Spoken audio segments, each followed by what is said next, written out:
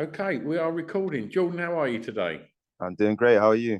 Yeah, well, all right. Well, all right. Thank you. Where are you? So I'm in London at the moment. Nice, nice. Yeah, Whereabouts? I am staying around Paddington. Oh, lovely, Yeah.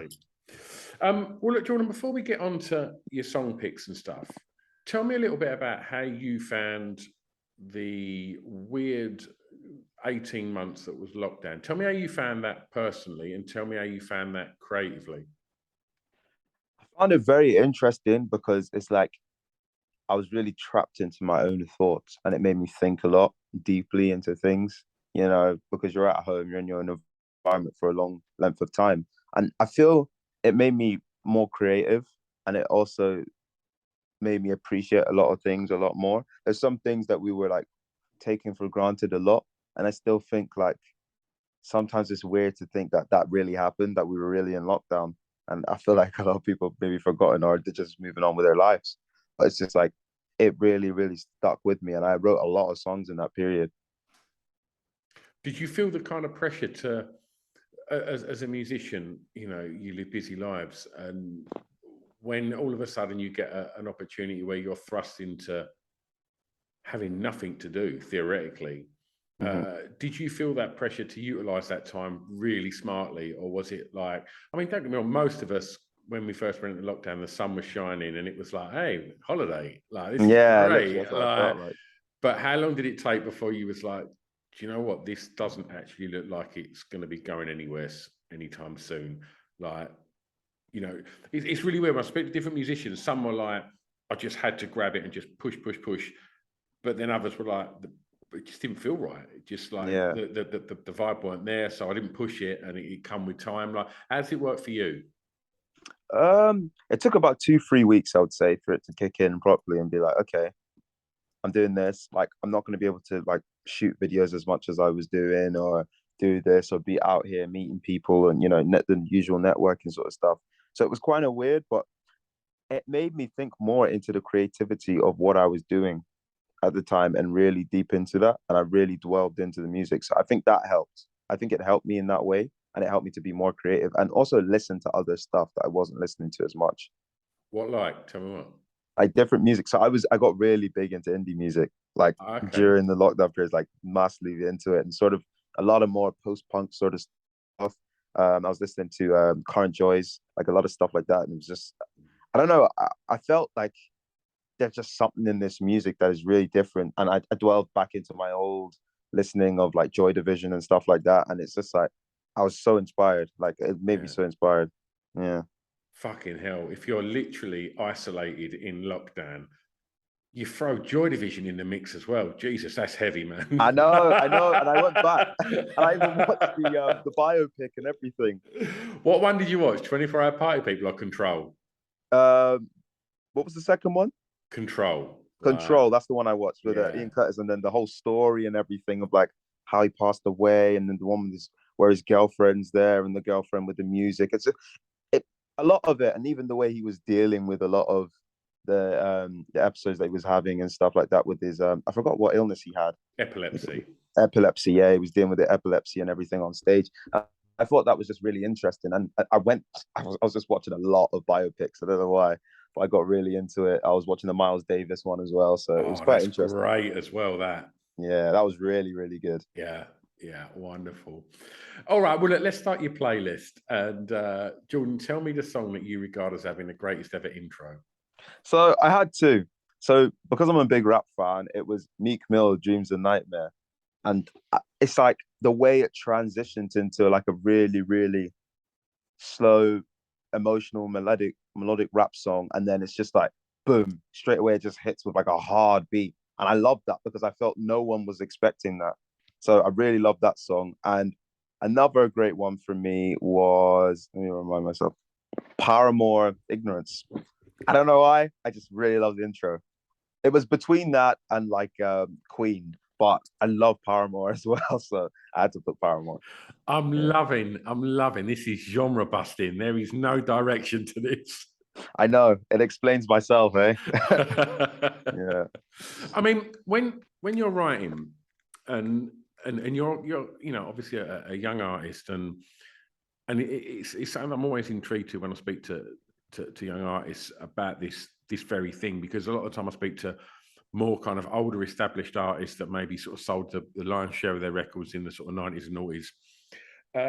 But the way that people consume their music now, and I watch my daughters are 17 and 20, and I watch how they get their music, and there's lots of TikTok, and there's lots of lots of focus on Spotify playlists and such, and I know there's still a desire there for radio play and things like that, but their thumbs move very quickly, Jordan, and their attention spans, I hope I'm generalizing here, don't seem to be quite as long as what perhaps they were when me and my friends were their age.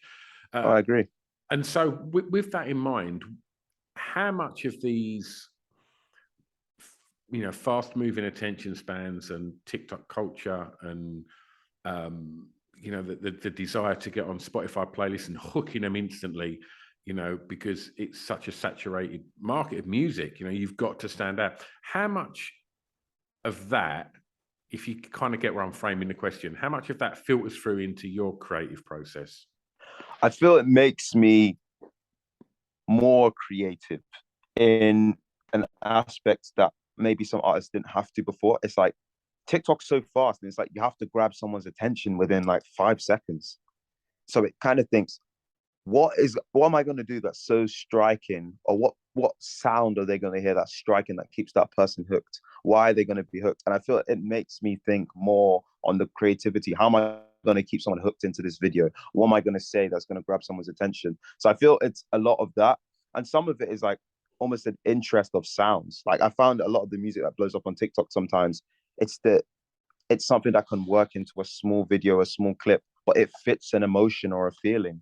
So I feel like everything is like quick, sort of a quick dopamine sort of rush. And I feel it's like they're grabbing that, and it's given that. It's like I've heard songs on TikTok have blown up, and people are like, I don't know why I like it, but I like it. And it's just like, it's kind of that. And it can be any type of music, it can be literally anything. So I feel that's interesting. But at the same time, I feel like the beauty and transitions of music, of when music, like back in the days where it was like you'd have an intro, you'd have the long, and then you have a breakdown, then you have a big transition, and then the song would go elsewhere into something else. And I feel like that, I wish that was still, alive to aspect. I know some artists still do it, but I feel it will come back. But I feel like if TikTok can, that world can divert into people checking out the albums, that'll be fantastic, and people actually diving into the artists. I really hope that happens more.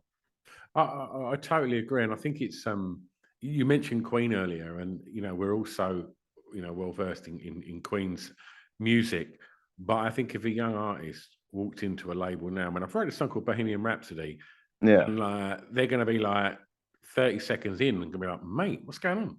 Yeah, where's the chorus? Like, yeah, where's the chorus? You know what I mean? It's more like it's a journey. I feel like those songs are journeys, and I feel like that doesn't happen as much anymore. I feel it's like a dopamine rush, like it's just quick. But I feel like you have to find out your way to draw those people in.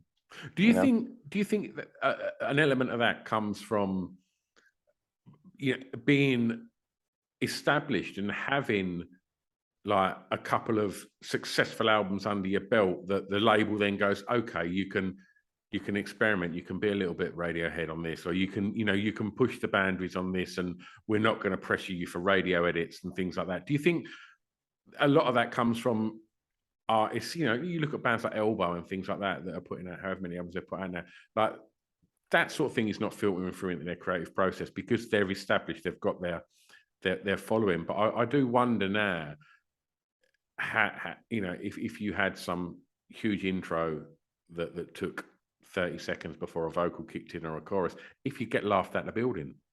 Oh, you probably would.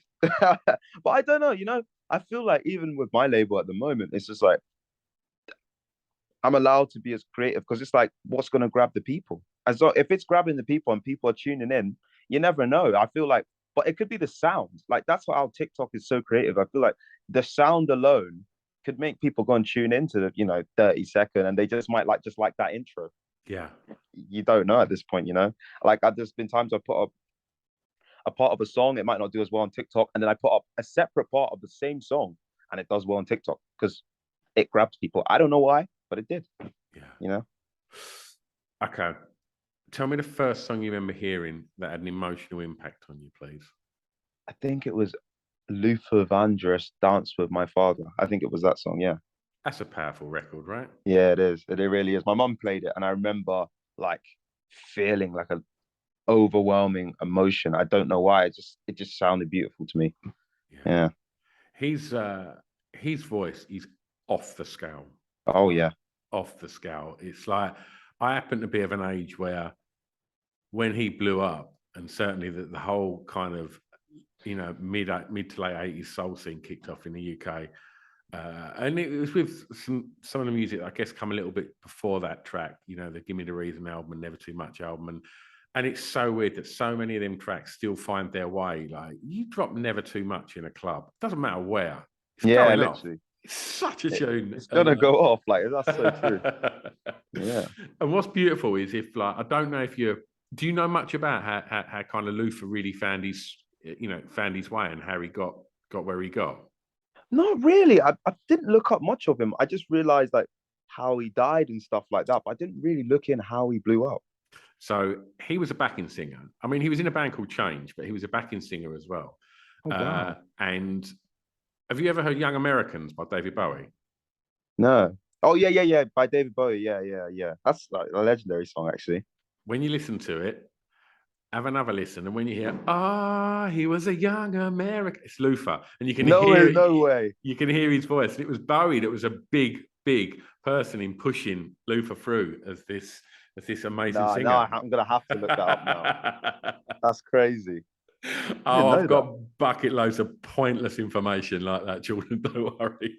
I love that. That's Um, unreal. okay, so where was growing up? So I grew up in London until I was 10, and then I moved to Belfast. So I'd say I really grew up in Belfast. Like I lived my whole life there. I went to school there, did like the last year of primary school there, and then I just did all secondary school there. I even did like uni in Northern Ireland as well. So that was quite interesting.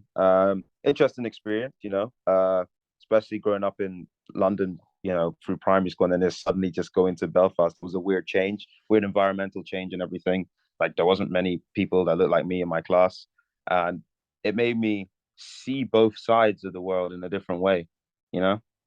And I thought that was quite interesting for myself because I think it really helped even with my music as well. Because it's like even before I was doing music, it was a kind of a thing where I was listening to different cultures, and it kind of made me look at another side of the culture, Northern Irish culture and English culture, and see the difference, as well as like having the background of Nigerian culture at home. So it's like I could see everything, and I look at things a lot differently now. You know? Do you think like you've developed a resilience and a confidence from both London and Belfast are tough cities and to also feel that there wasn't many people that maybe looked like you or talked like you when you moved to Belfast. Like, do you think that you developed an armor from that? Yeah, I'd say I did. I'd say I definitely developed some form of armor, and a kind of thing of like, okay, I'm gonna have to toughen up. And I feel it made me more confident. It definitely made me more confident because I had a brain that was like, okay, I'm gonna do what I want. I'm already different anyway, so who cares? I'm already weird, so I can be weird anywhere. I can be Yeah, weird here, and I feel like it does nothing really phased me after that. yeah. Okay, well, let's stay in the formative years, and I'm going to ask you for track three. Do you want to tell me the song that reminds you of your time at school?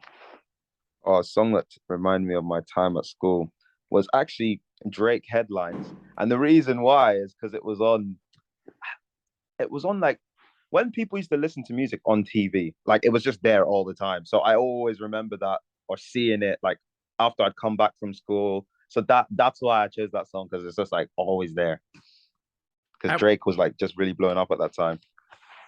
but by your own admission, you said you was comfortably weird at school, and Yeah. obviously shifting schools is always pretty traumatic and difficult for anyone. Tell me a little bit about school. Did you enjoy it? It's funny. Yeah, school was weird for me. School was always very weird for me. It's like I felt like I could do things, but like I was always so focused on other things. I get easily distracted. I was very easily distracted in school. I didn't really, if I didn't have an interest in something, I wasn't really doing it. Like that was very much who I am.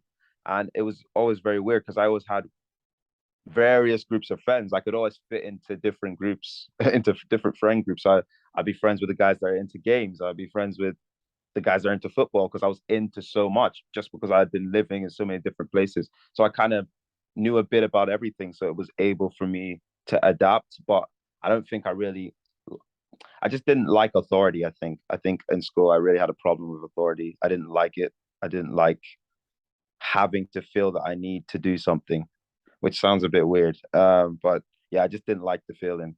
I always wanted to do my own thing. So I feel like I had an English teacher, and she always brought out the creative side in me. She was like my one of my first English teachers, and that's one thing that I always remembered through school, and that really helped me. Is like she told me to bring out my creative side, and if that's what I want to do, that I should just focus on that. And I feel that that helped me quite a lot. Did you know what you wanted to be when you was at school? Yeah, I think I knew when I was in like third year. That's what we call it in Belfast. But I think that's when I kind of knew I was like, I'm definitely doing music. Like I'm definitely doing music. And I played trumpet like just to get out of class. So I used to be in the school band. So I played trumpet. I did a few grades there in the trumpet, and I just did that so I could go to the school band. And I ended up really enjoying it. It's just like I learned so much, and I was listening to a lot of classical music. And I feel that that helped me open my mind up to thinking that I can do this. I mean, what about home? Was home musical? Yeah. So my auntie, she's very, very, very creative. She used to sing in choirs and stuff like that. But my mom used to sing when she was like younger and stuff like that. She used to just do it for a hobby. She used to enjoy it. But but other than that, not really, you know. My brother, he started learning piano and stuff like that. But my mom, one thing she did is she would always try to at least get us onto one instrument or try it. And if we didn't like it, she didn't push on it. But me with the trumpet, I just wanted to do it. So I was doing it, and I was like playing it in churches and stuff like that. And I started to just develop a lot with that. Was you comfortable on stage? Yeah, I think I grew the confidence because I think I had messed up so many times before that I just didn't care. It's just like the feeling of messing up didn't scare me anymore. So I was just like, okay. So it made me super confident on stage. So that's why now I don't care, you Yeah, know? yeah. Yeah. Tell me the first track you remember buying from a shop. Oh, the first track. I think it was Michael Jackson Invincible. I always remember that album because it was an album that is not the typical thriller or anything, but I remember getting into Michael Jackson quite late, and it was like selling for like a really cheap price. And I had like money in my from school that my mom used to give me that I never spent on snacks, and I just went in.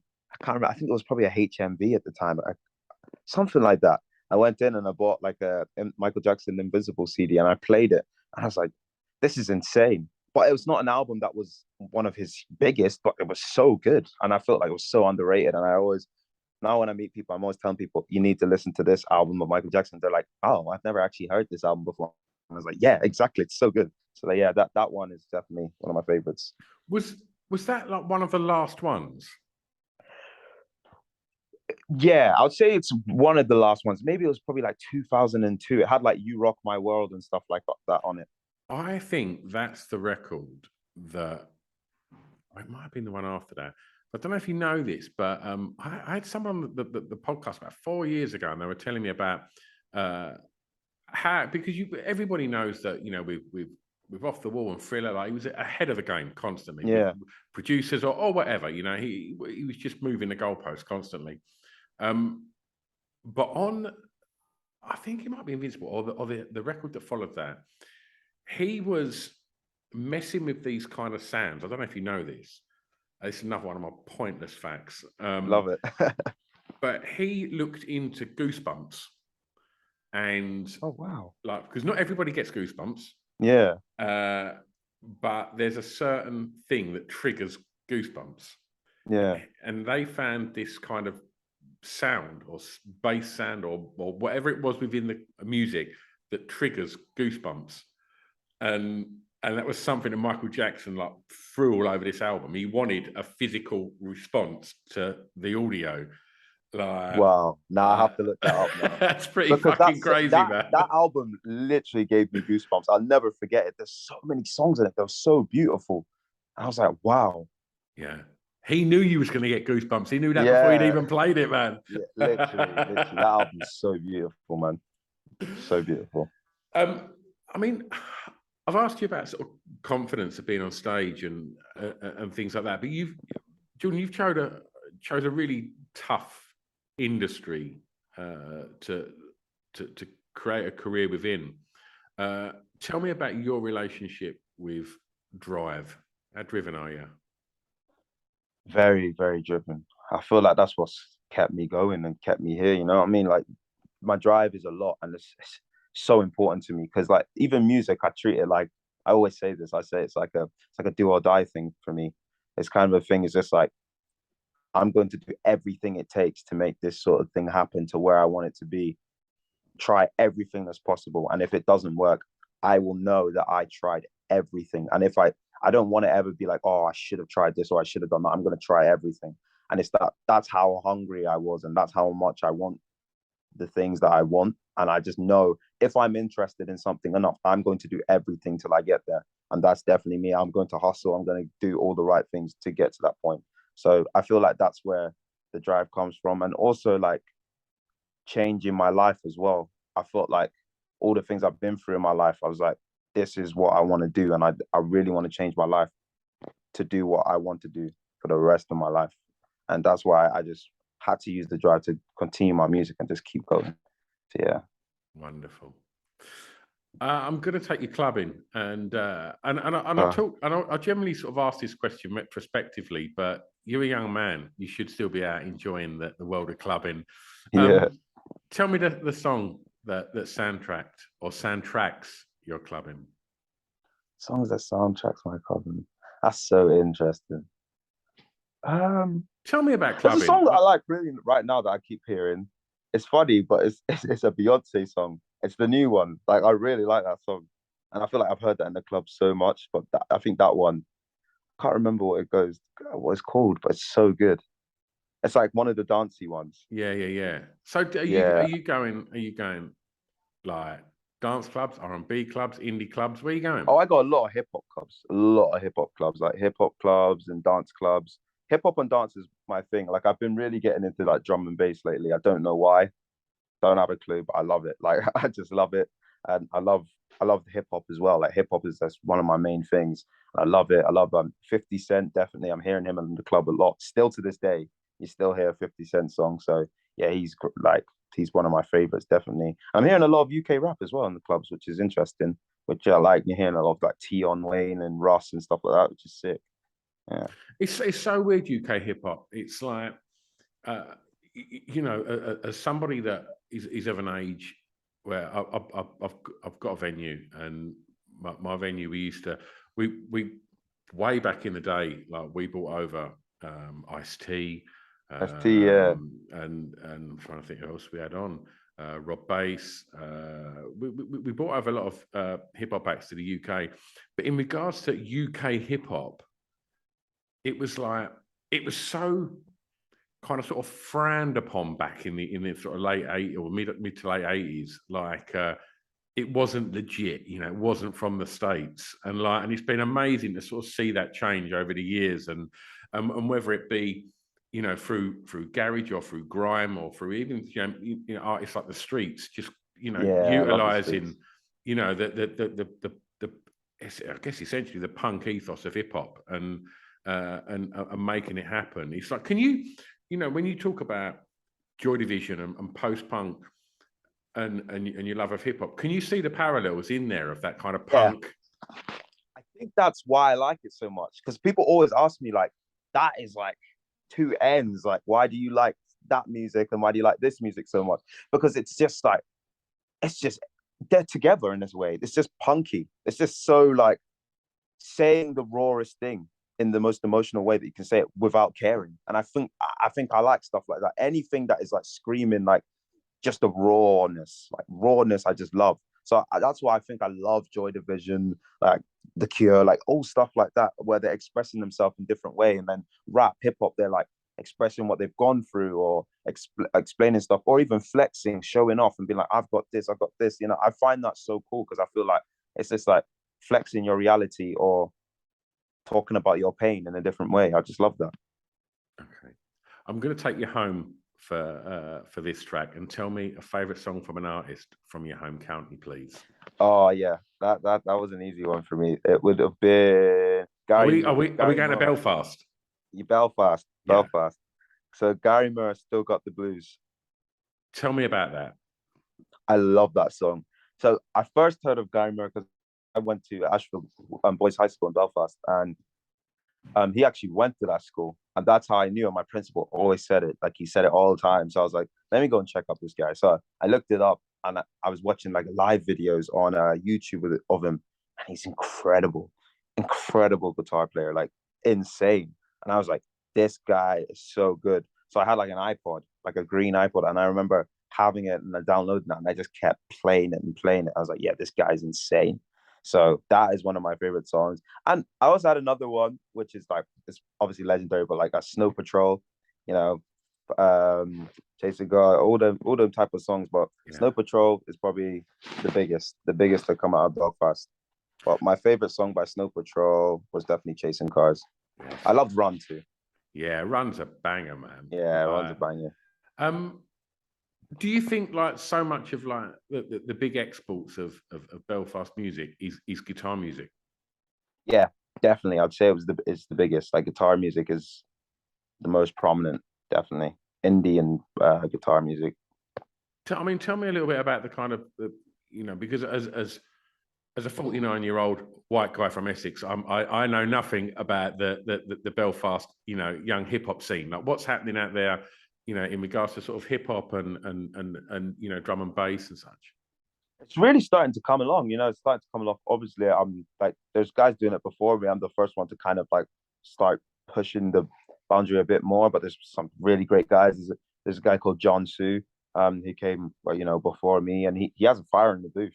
And he was great, and he was really giving that rawness of Belfast and like what it's like, and I thought that was brilliant. Seeing that, there's some sort of kids as well coming up on me. There's started drill. There's like Belfast drill now and Northern Irish drill, and there's an Irish even further down south. There's great Irish rappers that come out like Cello and stuff like that. Some great acts that he uses like he'd use like Gaelic samples or like I think it's no Irish tunes and then sample them into drill, and it sounds crazy. And he like raps over them in an Irish accent. I think that's really creative. So yeah, it's really cool. There was a great Irish rap band in the early '90s called Marksman, and Marksman. yeah, oh, wow. and they've got a track. If you get a chance, check it out. It's called Ship Ahoy. Ship Ahoy. I have to check that out. And they've got Sinead O'Connor singing on it as well. No way. And it's like I saw them live supporting Depeche Mode. They were awesome, and I was like, "Where's this band from?" And it was lots of kind of sort of traditional Irish music, but with like breaks and beats, and then you throw Sinead O'Connor's vocal over it, and it was like, "Whoa!" Yeah. If you get a chance, mate, check it out. It's really good. Well, look, I'm telling you about songs that I want you to hear. For the last track, this is where I ask you to tell our listeners about a song that you think they may not know that you would like them to hear. Okay. I'm sure from UK music is like N-Dubs. Everyone knows of N-Dubs. But a song that I want to hear it's by Dappy from N-Dubs, right? And it's called Count on Me. And it's so beautiful. Like it won't be expected from obviously his usual stuff, but I think it's one of the most beautiful songs ever. Like so beautiful. I think people should check it out. It's so weird because I've not heard the words Dappy for about 5 years. And there you go. And it's weird because I guess N-Dubs kind of gets kind of forgotten in musical history a little bit, and it's always nice when people pull something and go, hey, look, before you write these off, check this. Yeah, literally. So what can people expect from it? They will expect they would say if Ed Sheeran wrote this, sang this song, or this would be like a number one to me personally. I think it would be a number one because it's such a beautiful song, and the way it's done, it's just something that intrigues me because it's not something that you would expect from, you know, a UK rapper that does different type of music, but it's mostly UK rap. And you hear this sort of piece, and you're just like, wow, that's the sort of stuff I want to do. So like that to me is just amazing. Like I love that song. Yeah. Wonderful. Well, we put together a Spotify playlist to accompany the podcast. So we put Yeah. all the tracks on there that you've spoken about today, Jordan. And obviously we'll add some of your music. And on that, what can people expect from you for the rest of this year and into next? Definitely exciting new music. Hopefully get some more shows on the go, but definitely exciting new music. I've been experimenting a lot with my sound, and I really want to drag more of my influences in there, as well as like showcasing what I can do vocally and musically. Like I'm really excited to put out the new content I've been making because it's really interesting. Wonderful. And if people want to find out about what you're up to, where the gigs may be, releases and such, where's the best place to keep up to speed? Jordan Adetunji, you can find me everywhere on all platforms. Wonderful. Well, if it's cool with you, we'll tag you in it when this drops. And Jordan, it's been really nice, man. Really appreciate your time today. Oh, been great chatting to you, man. I really appreciate it. Thank you. Go check out Young Americans, and then go and check out Marksman. Oh yeah, definitely. That's your homework, man. That's your homework. I'm ready for that. Thanks loads, Jordan. Really appreciate it. Appreciate it, man. Thank you.